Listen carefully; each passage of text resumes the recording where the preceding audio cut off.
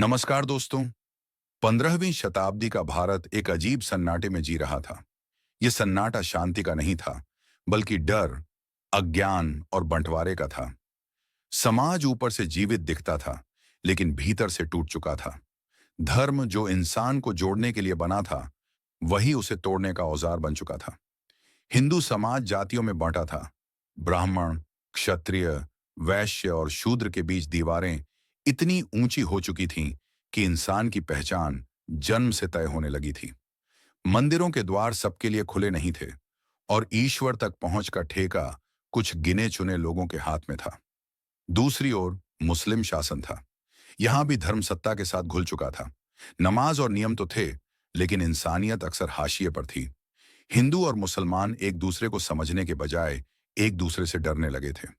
ऐसे समय में, जब समाज को न तलवार चाहिए थी, न किसी नए धर्म की घोषणा, उसे चाहिए था एक जागृत आत्मा।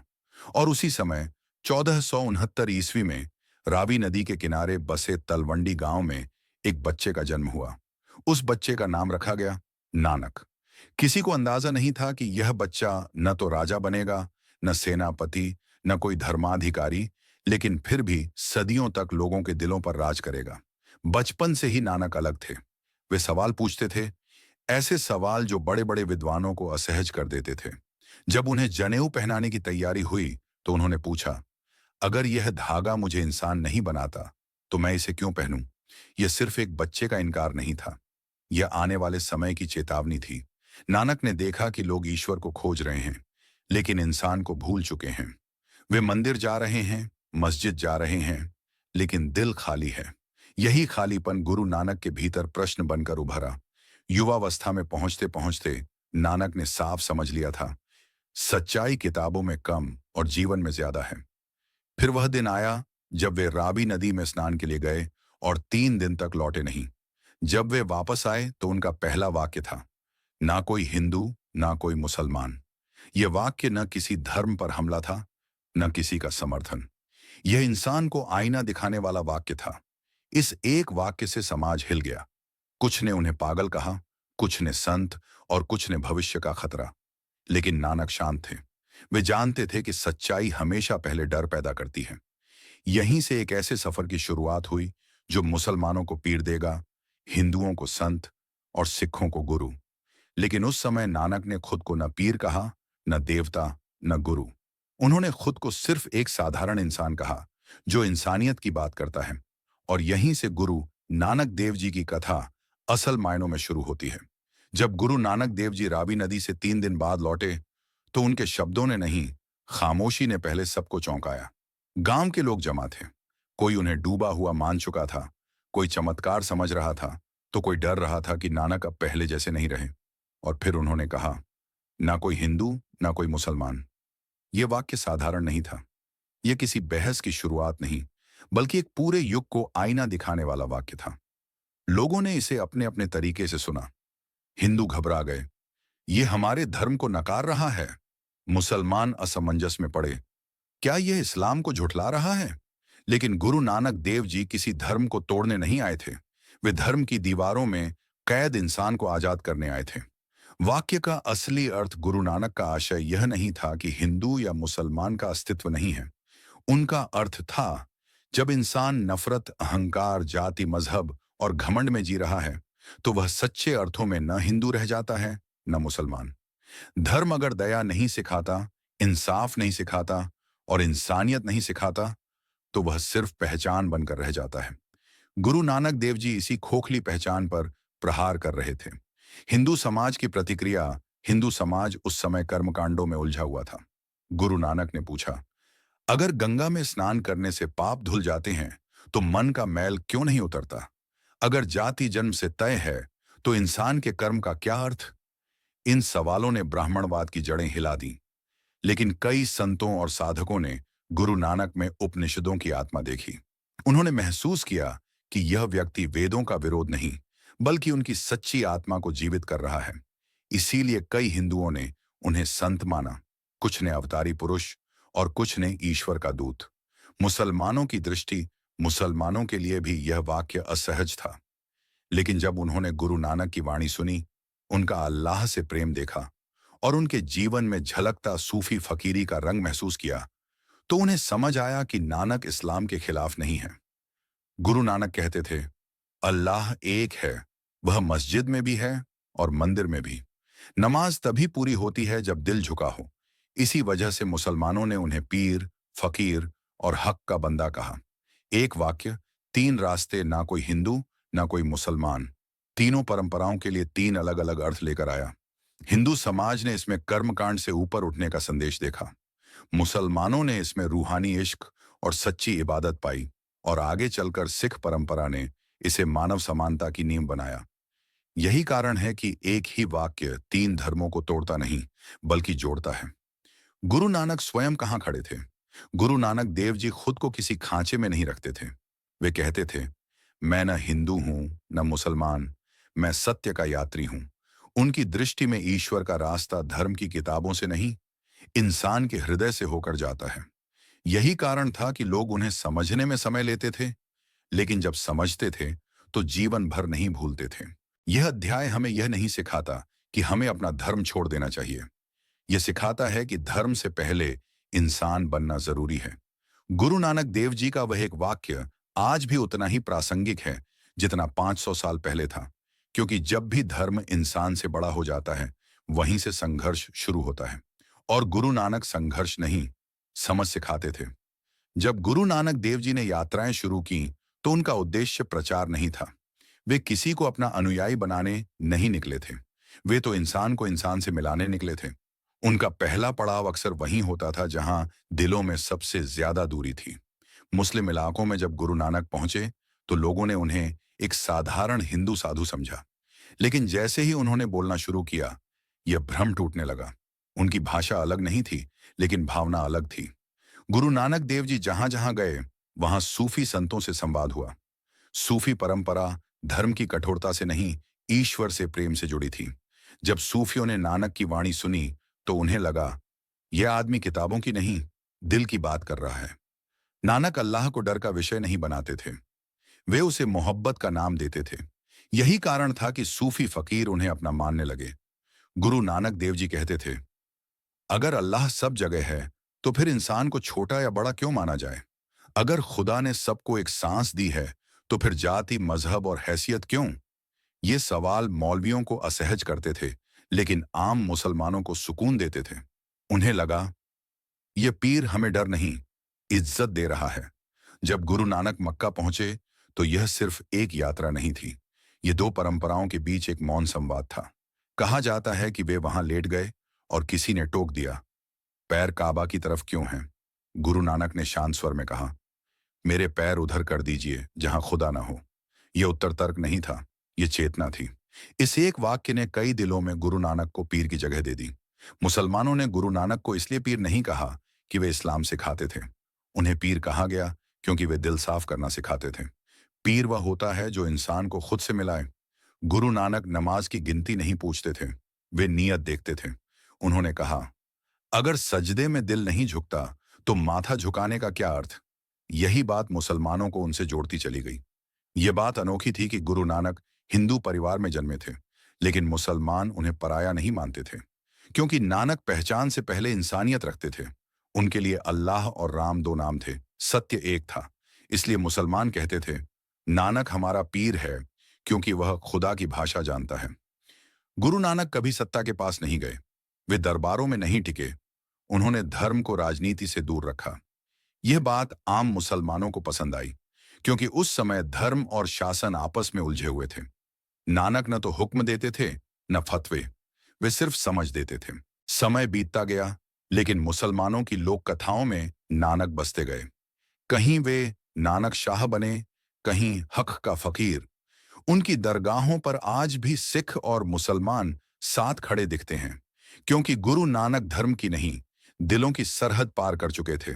मुसलमानों ने गुरु नानक को पीर इसलिए माना क्योंकि वे अल्लाह से डर नहीं, प्रेम सिखाते थे।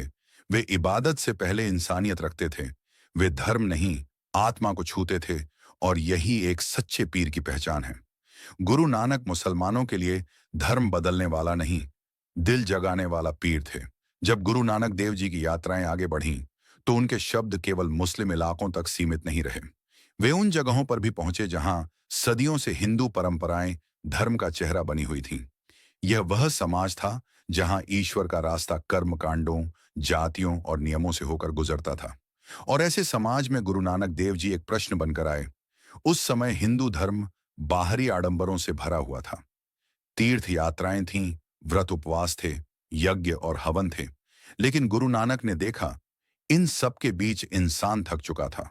ब्राह्मण पूजा कराते थे, लेकिन शूद्र को मंदिर में प्रवेश नहीं था। ईश्वर सबका कहा जाता था, लेकिन सब बराबर नहीं थे। गुरु नानक ने यहीं अपनी पहली चोट की। हरिद्वार में जब लोग सूर्य की ओर जल अर्पित कर रहे थे, तो गुरु नानक उलटी दिशा में जल चढ़ाने लगे। लोगों ने टोका, यह क्या कर रहे हो? गुरु नानक बोले, मैं अपने खेतों को पानी दे रहा हूं जो बहुत दूर हैं। लोग हंसे। तब नानक ने कहा, अगर मेरा पानी मेरे खेतों तक नहीं पहुंच सकता, तो आपका पानी सूर्य तक कैसे पहुंचेगा? यह तर्क ईश्वर के खिलाफ नहीं था, यह अंधविश्वास के खिलाफ था। कई विद्वानों ने गुरु नानक में वेदांत की गूंज सुनी। उन्होंने कहा, नानक वेदों का विरोध नहीं करते, वे उन्हें जीवित करते हैं। नानक कहते थे, ईश्वर एक है, निराकार है और हर जीव में है। यह विचार उपनिषदों से मेल खाता था, इसलिए कई साधुओं और संतों ने उन्हें अपना माना। गुरु नानक देव जी जाति को ईश्वर के खिलाफ मानते थे। वे कहते थे, अगर सबको एक ही परमात्मा ने बनाया है, तो फिर ऊंच नीच कैसी?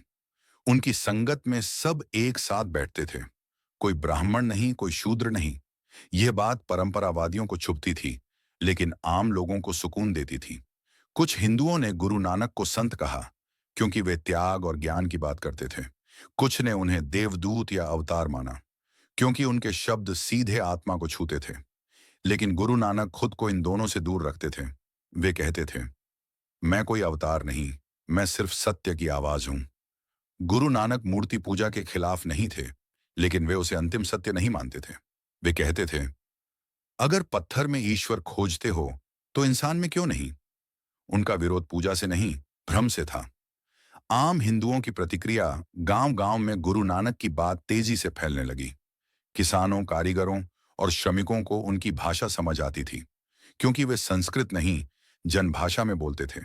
यही कारण था कि हिंदू समाज का निचला और मध्यम वर्ग उनसे जल्दी जुड़ गया। विरोध भी हुआ, जहां स्वीकार था, वहां विरोध भी था। कुछ पंडितों ने कहा, यह परंपरा तोड़ रहा है, लेकिन गुरु नानक विवाद में नहीं पड़े। वे जानते थे, सत्य को चिल्लाने की जरूरत नहीं होती।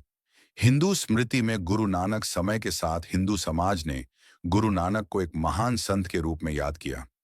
आज भी कई हिंदू परिवारों में उनकी तस्वीर श्रद्धा से लगाई जाती है, क्योंकि उन्होंने ईश्वर नहीं छीना, डर छीना था।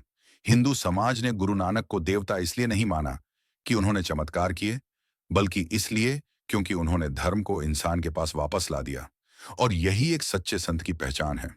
जब गुरु नानक देव जी का जीवन आगे बढ़ा, तो उनके विचार केवल व्यक्तिगत साधना तक सीमित नहीं रहे। धीरे धीरे उनके आसपास ऐसे लोग इकट्ठा होने लगे जो उन्हें सुनते ही नहीं थे, बल्कि उनके बताए रास्ते पर चलना चाहते थे। यहीं से एक परंपरा ने जन्म लेना शुरू किया। गुरु नानक ने कभी नहीं कहा, मैं नया धर्म बना रहा हूं। उन्होंने कभी अपने लिए गुरु कहलाने की मांग नहीं की। लेकिन जब कोई व्यक्ति अंधकार में रास्ता दिखा दे, तो समाज उसे अपने आप गुरु मान लेता है। गुरु नानक का संदेश बहुत सरल था। ईश्वर एक है, वह निराकार है और हर इंसान में समान रूप से मौजूद है। उन्होंने जीवन को 3 सूत्रों में बांधा। नाम जपो, किरत करो, वंड छको। यानी ईश्वर का स्मरण करो, ईमानदारी से मेहनत करो और जो मिले उसे बांटो। यह दर्शन न सन्यास सिखाता था, न संसार से भागना। यह जीते जागते इंसान का धर्म था। जब गुरु नानक ने अपने बाद गुरु अंगद देव जी को गुरु गद्दी सौंपी, तो यह साफ हो गया कि यह कोई व्यक्ति केंद्रित आंदोलन नहीं, बल्कि गुरु परंपरा है। यहीं से सिखों ने गुरु नानक को प्रथम गुरु माना, क्योंकि उन्होंने ही वह रास्ता दिखाया जिस पर आगे चलकर पूरी सिख परंपरा खड़ी हुई। गुरु नानक सिखों के लिए देवता नहीं हैं, वे जीवन जीने की विधि हैं। इसीलिए सिख धर्म की शुरुआत किसी चमत्कार से नहीं, बल्कि सोच के परिवर्तन से होती है। और उस परिवर्तन का पहला नाम है गुरु नानक देव जी। गुरु नानक देव जी की यात्राएं सिर्फ स्थान बदलने की यात्राएं नहीं थीं, वे मानसिक सीमाओं को तोड़ने की यात्राएं थीं। इन्हीं यात्राओं में एक यात्रा मक्का और मदीना की भी मानी जाती है, जिसे लेकर आज तक चर्चा होती है। जब गुरु नानक मक्का पहुंचे तो वे किसी धर्म को चुनौती देने नहीं गए थे। वे वहां सत्य को देखने और दिखाने गए थे। कहा जाता है कि वे थक कर लेट गए और उनके पैर काबा की दिशा में थे। किसी ने उन्हें डांटा, यह क्या गुस्ताखी है? गुरु नानक ने शांत स्वर में कहा, मेरे पैर उस ओर कर दीजिए जहां खुदा ना हो। यह उत्तर तर्क नहीं था, यह चेतना का उद्घाटन था। इस वाक्य ने वहां मौजूद लोगों को सोचने पर मजबूर कर दिया। अगर खुदा हर जगह है तो दिशा का अहंकार क्यों? मदीना में भी गुरु नानक ने इबादत को केवल रस्म नहीं बल्कि भीतरी जुड़ाव बताया। उन्होंने कहा, अगर दिल में नफरत है तो होंठों की दुआ खाली रह जाती है। इन यात्राओं का उद्देश्य इस्लाम को नकारना नहीं था, बल्कि उसे उसकी आत्मा से जोड़ना था। यही कारण है कि कई मुसलमानों ने गुरु नानक को पीर माना। गुरु नानक हर धर्म में उस बिंदु को खोजते थे जहां इंसान और ईश्वर एक दूसरे के करीब होते हैं। मक्का और मदीना उनके लिए स्थान नहीं थे, वे प्रतीक थे इस बात के कि ईश्वर सीमाओं में नहीं, चेतना में बसता है। और यहीं से गुरु नानक देव जी धर्म से ऊपर उठकर मानवता के गुरु बन जाते हैं। मक्का और मदीना की यात्राओं के बाद गुरु नानक देव जी भारत की उन पवित्र नगरियों की ओर बढ़े जहां धर्म अपने सबसे सशक्त रूप में मौजूद था, काशी और हरिद्वार। ये नगर सदियों से मोक्ष, मुक्ति और पुण्य के केंद्र माने जाते थे। यहाँ ज्ञान था, शास्त्र थे, लेकिन गुरु नानक ने यहाँ एक अलग ही सच्चाई देखी। काशी में लोग ज्ञान की बातें तो करते थे, लेकिन अहंकार से भरे थे।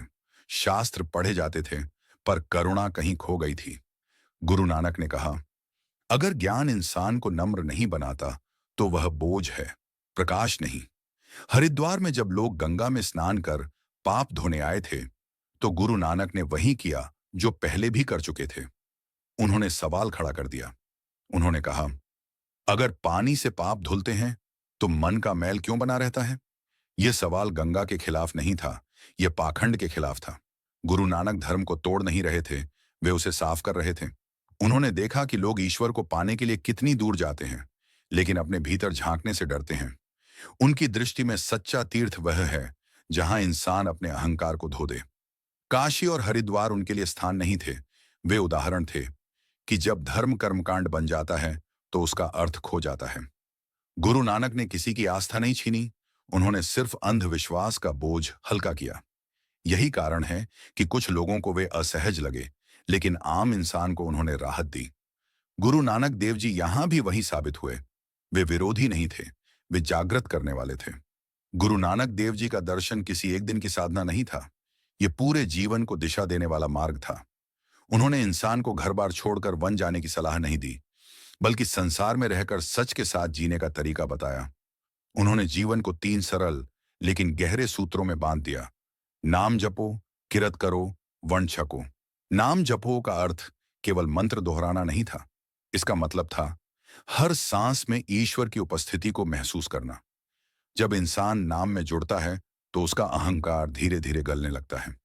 किरत करो गुरु नानक के दर्शन की सबसे क्रांतिकारी बात थी। उन्होंने कहा, मेहनत की कमाई ही पवित्र होती है। भीख या शोषण से मिला धन आत्मा को कमजोर करता है। इससे यह स्पष्ट हुआ कि साधु हो या गृहस्थ, सबके लिए मेहनत जरूरी है। यही कारण है कि सिख परंपरा में काम को पूजा माना गया। वर्ण छको इस दर्शन की आत्मा है। गुरु नानक कहते थे, जो खुद तक सीमित है वह गरीब है, चाहे उसके पास कितना भी हो, और जो बांटता है वही सच में समृद्ध है। इसलिए उनकी संगत में सब एक साथ बैठकर खाते थे, न कोई ऊंच न कोई नीच। यहीं से लंगर की भावना जन्मी। इन 3 सूत्रों में धर्म, समाज और इंसान तीनों एक साथ चलते हैं। यह दर्शन न भागने का रास्ता दिखाता है, न लड़ने का। यह संतुलन सिखाता है। गुरु नानक देव जी इसी संतुलन के कारण हर वर्ग के लिए अपने बन गए। उनका संदेश आज भी उतना ही सजीव है, क्योंकि यह किताबों के लिए नहीं, जीवन के लिए लिखा गया दर्शन है। समय बदल गया है, राजे नहीं रहे, सल्तनतें मिट गईं, लेकिन इंसान की सबसे बड़ी समस्या आज भी वही है। वह खुद से दूर होता जा रहा है। आज भी धर्म है, मजहब हैं, किताबें हैं, लेकिन इंसान के भीतर शांति कम होती जा रही है। ऐसे समय में गुरु नानक देव जी इतिहास नहीं, वर्तमान बनकर सामने आते हैं। उन्होंने कभी यह नहीं पूछा कि तुम किस धर्म के हो। उन्होंने पूछा, क्या तुम सच्चे हो? क्या तुम न्याय करते हो? क्या तुम बांटते हो? आज जब धर्म फिर से दीवारें खड़ी कर रहा है, तब गुरु नानक पुल बनकर खड़े हैं। उनका ना कोई हिंदू, ना कोई मुसलमान आज भी उतना ही जरूरी है, क्योंकि आज भी इंसान पहले लेबल बन रहा है, इंसान बाद में। गुरु नानक ने हमें यह नहीं सिखाया कि किस भगवान का नाम लो। उन्होंने सिखाया कि भगवान के नाम पर किसी को दुख मत दो। वे पीर इसलिए हैं क्योंकि उन्होंने दिलों को जोड़ा। वे संत इसलिए हैं क्योंकि उन्होंने अहंकार तोड़ा। और वे प्रथम गुरु इसलिए हैं क्योंकि उन्होंने जीवन जीने की दिशा दी। गुरु नानक किसी एक धर्म की संपत्ति नहीं है। वे हर उस इंसान के हैं जो सच के साथ खड़ा होना चाहता है। अगर आज भी हम नाम जपें, ईमानदारी से मेहनत करें और बांटकर जीना सीख लें, तो समाज बदल सकता है। गुरु नानक आज भी रास्ता दिखा रहे हैं। सवाल बस इतना है, क्या हम चलने को तैयार हैं? अगर आपको यह कथा, यह विचार और गुरु नानक देव जी का यह दर्शन दिल तक पहुंचा हो, तो कृपया इस वीडियो को लाइक करें, अपने दोस्तों और परिवार के साथ शेयर करें और ऐसे ही आध्यात्मिक, ऐतिहासिक और प्रेरणादायक कंटेंट के लिए चैनल को सब्सक्राइब जरूर करें। वाहे गुरु जी का खालसा, वाहे गुरु जी की फतेह।